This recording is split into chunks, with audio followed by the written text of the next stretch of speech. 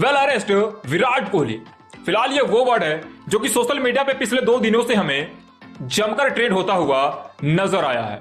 And Virat Kohli के बारे में सोशल मीडिया पर पिछले 2-3 दिनों से अजीब तरीके से बिहेव करा जा रहा है एंड अजीब तरीके से टारगेट करा जा रहा है।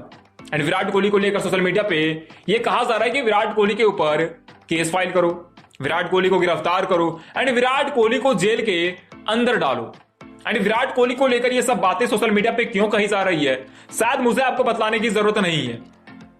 बट सबसे बड़ा सवाल वहां से निकल के ये आता है कि क्या विराट कोहली को इंडिविजुअली टारगेट करना, ट्रोल करना, क्या ये सही है? क्या विराट कोहली की ही वजह से वो स्टेम्पेड हुआ?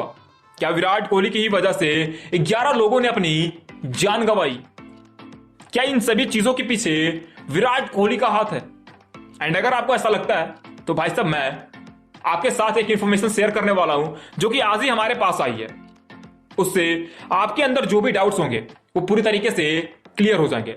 तो सबसे पहले हम बात करते हैं कि जिस जीत के लिए हम फैंस ने पिछले 17-18 सालों से इंतजार करा, उस जीत को हम 17-18 घंटे भी सेलिब्रेट नहीं कर सके। बट इसके बावजूद ब्लेम जो है वो विराट कोहली के ऊपर थोपा जा रहा है, जबकि हम सभी को पता है कि विराट कोहली फिलहाल वो पर्सनालिटी है जिसकी एक झलक पाने के लिए फैंस बेकाबू हो जाते हैं। एंड विराट कोहली फिलहाल सोशल मीडिया पे सबसे तगड़े फैन फॉलोइंग वाले पर्सनालिटी हैं। एंड फैन फॉलोइंग की बात अगर करें तो विराट कोहली के आगे पूरी इंडिया में कोई भी सेलिब्रिटी नहीं टिक सकता। एंड इन सब चीजों के बावजूद आरसीबी को विक्ट्री परेड ऑर्गेनाइज करवाने की जो परमिशन थी वो भाई साहब कर्नाटका गवर्नमेंट ने प्रोवाइड कराई है।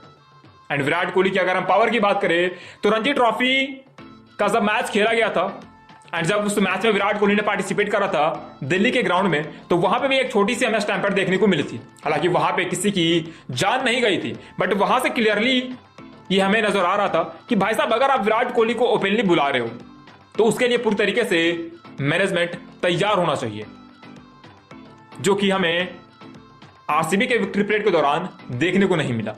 एंड उस चीज को अब सीधा विराट कोहली से कनेक्ट करा जा रहा है, जबकि हमारे पास आज जो इंफॉर्मेशन आई है कर्नाटका क्रिकेट एसोसिएशन की तरफ से, उसमें यह साफ एंड क्लियरली मेंशन करा गया है कि ये सब चीजें जो भी हुई है वो कर्नाटका गवर्नमेंट की परमिशन की वजह से हुई है।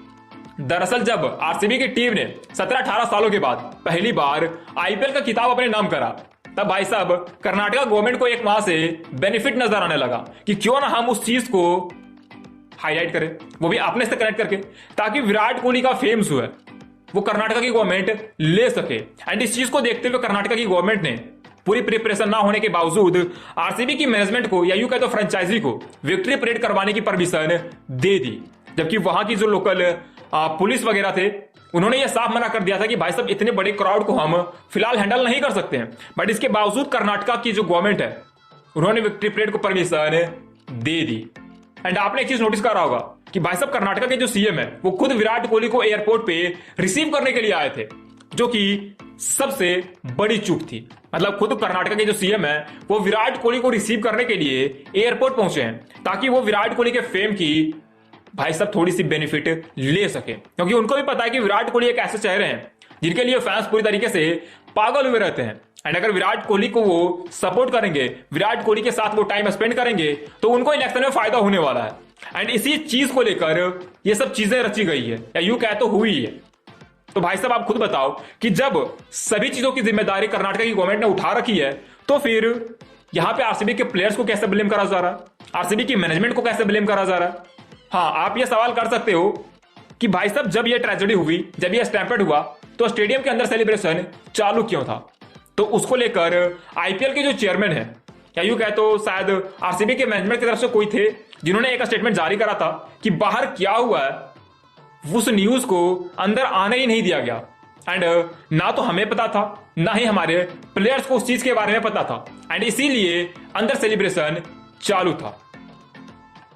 एंड उस चीज को लेकर अगर आप किसी इंडिविजुअल प्लेयर को टारगेट करते हो तो भाई साहब वो बेहद ही गंदी बात है, बहुत ही गलत बात है, क्योंकि ये सभी चीजें जो हैं वो उस खिलाड़ी को पूरी तरीके से तोड़ सकता है, मेंटली स्ट्रेस कर सकता है एंड उसको डिप्रेशन में डाल सकता है, क्योंकि ये कोई छोटी चीज नहीं है जिसको लेकर आप किसी इंडिविजुअल खिलाड़ी को ब्लेम करो। तो भाई साहब मैं भी आपसे एक रिक्वेस्ट करना चाहूंगा कि विराट कोहली को आप ट्रोल करना बंद करो। एंड विराट कोहली के साथ अगर आप किसी और भी प्लेयर को ब्लेम कर रहे हो इस चीज को लेकर, तो भाई साहब रुक जाओ, थोड़ी सी शर्म कर लो, क्योंकि ये चीज यहां पे ब्लेम करने वाली नहीं है, इसके ऊपर पॉलिटिक्स करने वाली चीजें नहीं है, एंड इसके ऊपर पॉलिटिक्स होनी भी नहीं चाहिए।